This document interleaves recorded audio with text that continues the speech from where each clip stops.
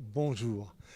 Donc tout d'abord, je me présente. Je suis le professeur Daume, Bernard, nancéen, spécialiste, rhumatologue et spécialiste de la médecine et de chirurgie du pied.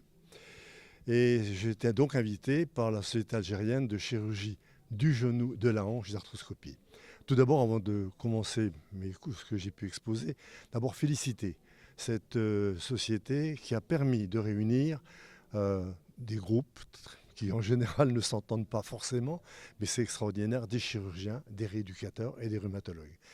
On a donc passé 2 jours extraordinaires à pouvoir échanger, mais d'une façon amicale, constructive, ce que nous n'avons que rarement dans des sociétés scientifiques où l'un ou l'autre va parler d'un laboratoire ou autre et va un petit peu être en exergue et malheureusement détruire l'autre de ses confrères.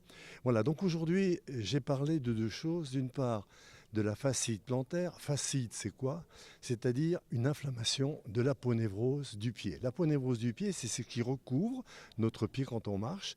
Et justement, c'est des douleurs que nous pouvons avoir au niveau du talon, douleurs qui sont consécutives à une inflammation de l'attache au niveau du calcanéum, le calcaneus.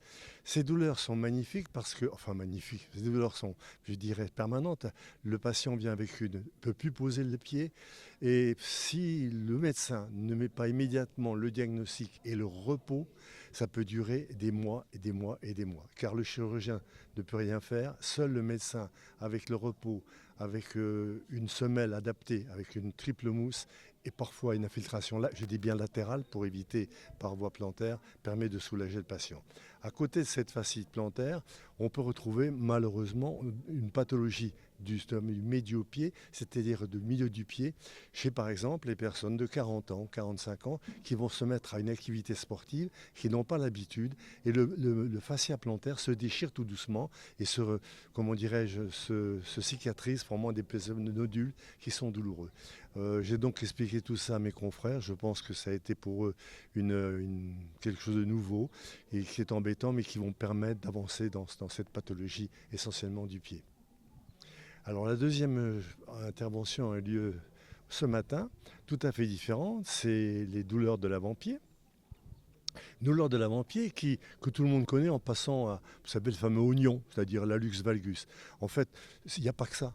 Il n'y a pas que ça. Ça veut dire que c'est bien l'oignon, le premier orteil, mais il y a toute une pathologie, c'est-à-dire qu'on peut avoir un avant-pied qui est rond, avec des durillons. On peut très bien avoir une maladie de Morton, c'est-à-dire au niveau du troisième espace, un gonflement et une douleur fulgurante quand on marche et qui s'arrête. Quand on s'arrête, c'est aussi là pour les chirurgiens comme pour nous les possibilités de traiter. Et puis on peut avoir effectivement, je dis, des durillons, surtout au niveau du deuxième orteil qui peut se luxer malheureusement, que l'on voit très souvent, parce que le premier orteil va pousser sur le deuxième, comme il n'a plus de place, eh ben, il va se mettre debout, ce qu'on appelle en érection. Et malheureusement, là aussi, si la chaussure est différente, le malade a très mal et s'inquiète de ne pas pouvoir marcher.